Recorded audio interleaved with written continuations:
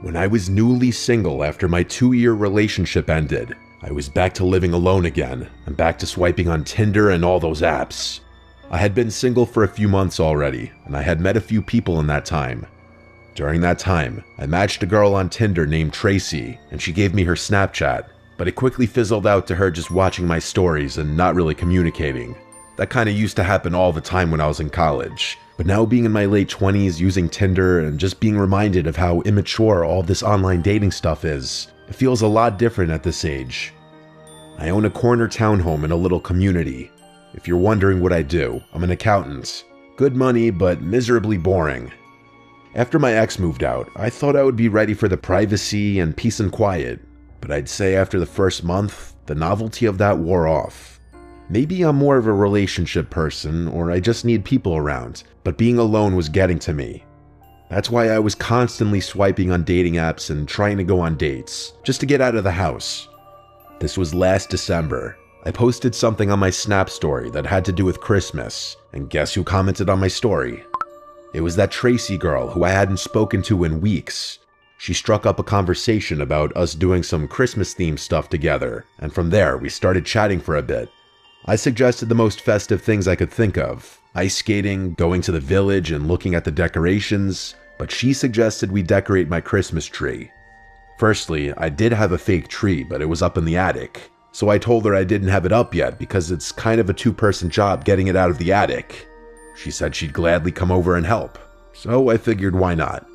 I told her to come over around 9 that night. It was already dark at that point when we made the plan. It was likely like 7:30 because I remember hurriedly grabbing my keys and rushing to drive to the liquor store to buy a couple bottles of wine. When I got back to the house, I vacuumed and swept the floors. Ever since my breakup, the things my girlfriend would do to clean the place were left to me, and I realized how quickly a place can get dirty. 9 p.m. rolled around, and I was low-key sitting upright on the couch with the TV on, pretending like I was just chilling in the living room watching a movie already. Meanwhile, I had set everything up to be cozy and relaxing. But I sat there for a while, waiting on her to message me or for the doorbell. I sent a follow-up saying, "Let me know when you're on your way," and I eventually started to think she was flaking, until finally around 9:30, when she said she's outside. She came inside, and I was shocked to find that I was looking up at her. She was a couple inches taller than me.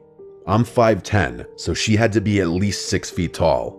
I also immediately picked up on the fact that she smelled like she was drenched in perfume. We went straight to the couch and sat down, and she sat really, really close to me, like our legs were touching. This is where I started to get confused in how exactly I was feeling. She looked a bit older, maybe a little rougher, I'm not sure how to explain it. And underneath that overpowering smell of cheap-smelling perfume, I couldn't help but feel like there was a slight hint of body odor, which completely turned me off. I asked her if she wanted wine, and she said yes please.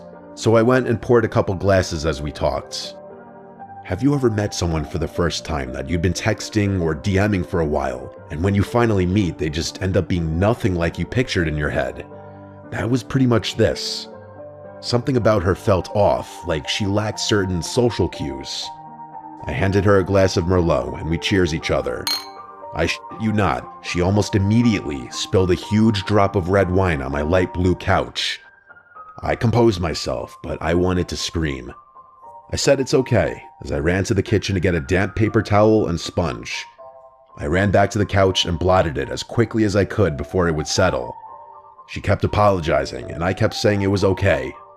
After this, it got a little more tense, and to break the tension, I suggested I get the tree out of the attic.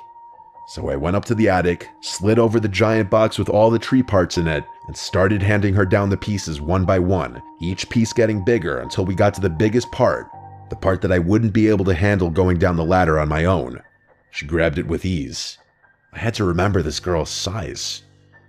Once everything was handed down, I went back down and we assembled the tree in the living room with Christmas music playing. I poured her more wine and I drank more myself. I loosened up a bit more. Wine makes any situation feel better. Once we had the tree set up, next was the ornaments. I told her my ornaments were all in the crawl space. These ornaments were all from my childhood. My parents gave me bins and bins of Christmas decorations. So I went down to the crawl space and one by one started taking out the bins while I left Tracy in the living room to relax. As I was doing all of this, I started feeling woozy, like the wine was getting to my head. I've never been a heavy drinker, so I do have a low tolerance, but I felt like I hadn't drank that much to feel this way. I grabbed the first bin and started lugging it up the stairs. By the time I got to the top, Tracy wasn't anywhere in sight. I assumed she was in the bathroom at first and called her name. I looked around each room and then saw that the bathroom was empty. I scratched my head in confusion as I kept calling her name. I went to message her on Snap, but she never opened the Snap. I checked the 2 bedrooms too, but she was gone. I couldn't believe this. She snuck out on me. This was when I started wondering if she thought I was ugly or weird or something, even though truthfully, I wasn't even really into her either. I crashed onto the couch, which suddenly felt a lot more comfortable than before, and honestly, as far as I remember, I periodically checked my phone to see if she opened my Snap and just watched whatever was on TV, until my memory just faded to black. I swear, everything just went black. And then I woke up in darkness. No lights, no TV on. I looked around in the dark room, and I knew I was hearing things. I felt like I was still on the couch, and I felt weak. My limbs were hard to move, but I managed to find my phone right under me within seconds, and I checked the time. The second the phone screen lit up, I saw it. Even though the light was facing toward me, that glow from my phone screen with the brightness all the way up revealed the outline of a tall person's silhouette standing in front of me. For some reason, I didn't scream. I just put the phone down, bringing the room back to darkness. I finally opened my mouth to say, "Tracy," hoping it was her, but still not in that moment remembering what had happened earlier. Whoever was standing there didn't answer me. I eventually picked my phone back up and turned on the flashlight, and I saw that it was in fact Tracy standing in front of me. She wasn't moving, she was just looking down at me. I felt locked to the couch. I don't know if it was because of pure fear or the effects of whatever she had obviously laced me with. I genuinely was having a hard time moving my limbs. I felt weak and helpless. All I could manage to say was "Tracy" a couple more times. She turned towards the stairs, and again, I swear, she sprinted toward them, and all I heard were the disturbingly loud stomps of her running down the stairs. I heard something slam from downstairs. Looking back, I'd imagine it was the front door. Everything looked and sounded so wonky in those minutes after I woke up. Each passing minute, I felt more and more clear-headed, and moving became easier. I checked Snapchat to see that her account was gone, aka she blocked me. I looked out the front window and saw no cars outside besides my own and the neighbors.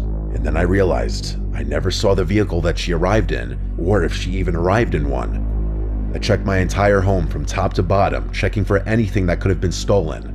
The only items I found missing seemed kind of bizarre at first, but honestly made so much sense soon after. Every last bottle of pills from my house was gone.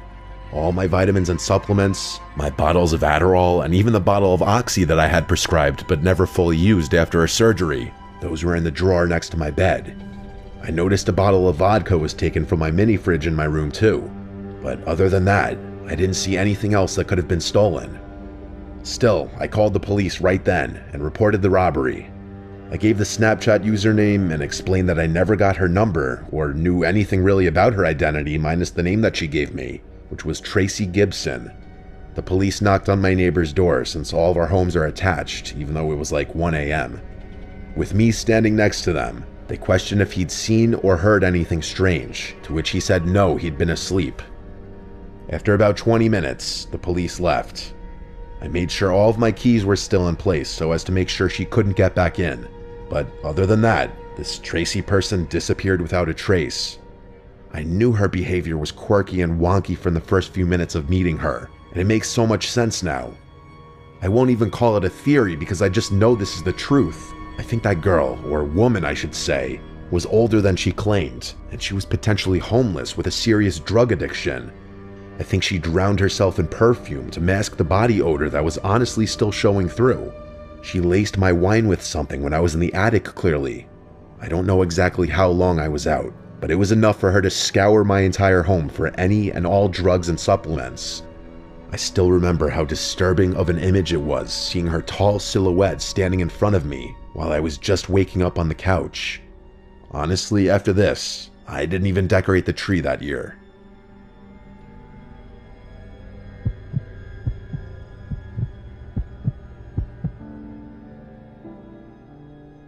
This happened on Christmas Eve back in '97 when I was 7 years old. Since we're Jewish, we don't celebrate Christmas, so Christmas Eve was just like any other night for us. Our dad is a doctor, and since he's Jewish, he always works on call at the hospital during the Christmas holidays, so he wasn't home tonight. That just left my little sister and I by ourselves for the evening while our dad worked. Technically, our mom was home, but to be blunt, she was an alcoholic. Back then, being a 7-year-old, I had no idea what alcoholism was. All I knew was that my mom was always passed out once it got dark and near impossible to wake up. Sorry if it sounds harsh or TMI, but it's relevant to my story.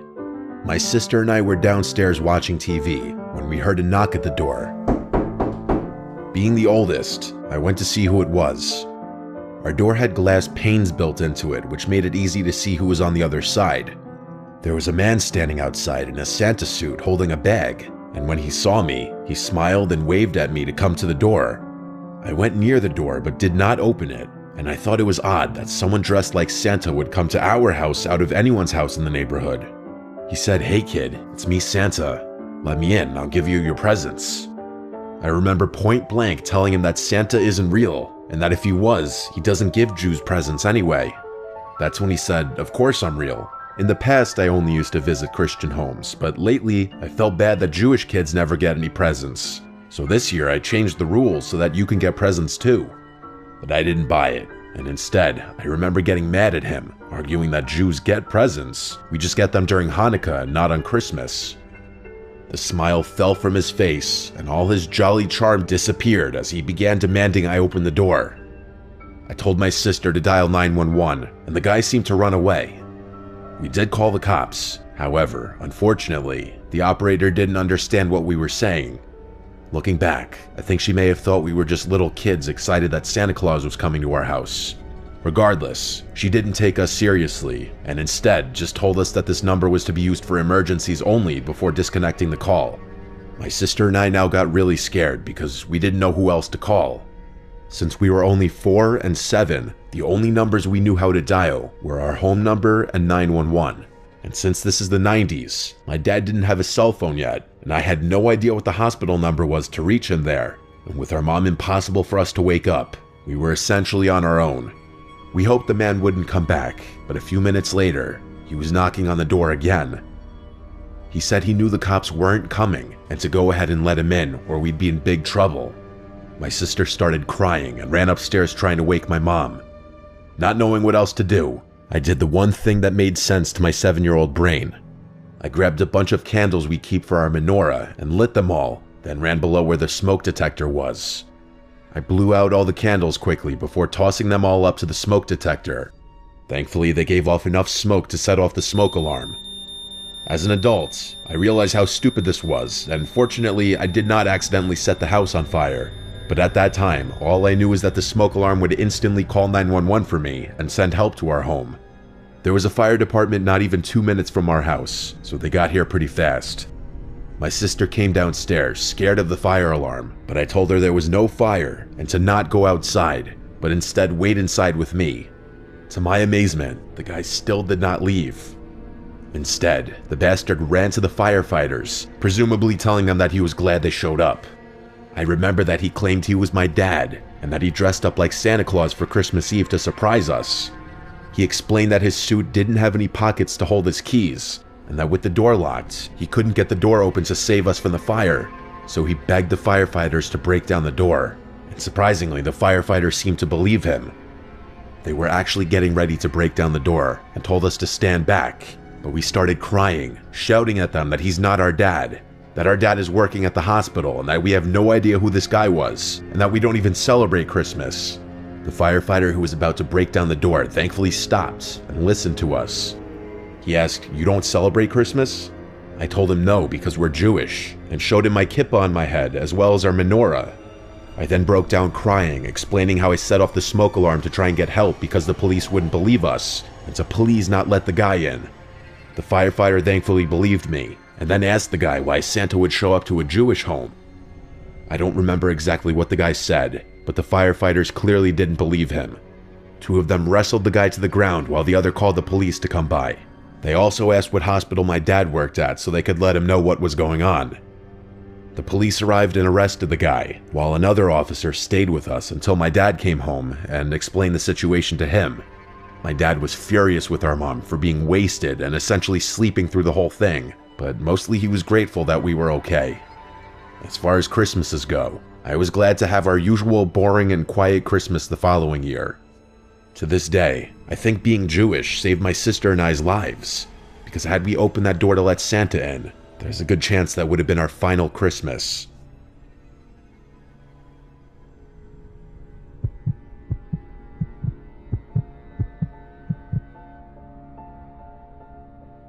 It was December 2022. My girlfriend Charlotte and I were driving to the Pocono Mountains. We had rented a super cozy looking Airbnb decked out with Christmas decorations, and it was nicely located with a nice view, big property, and not far from a cute little village. To make things even more festive feeling, there was a snowstorm coming that night, so we set out on the road a little earlier to allow us time to get groceries and everything set up in the Airbnb. From the city to the Poconos was about 4 hours. We made decent time.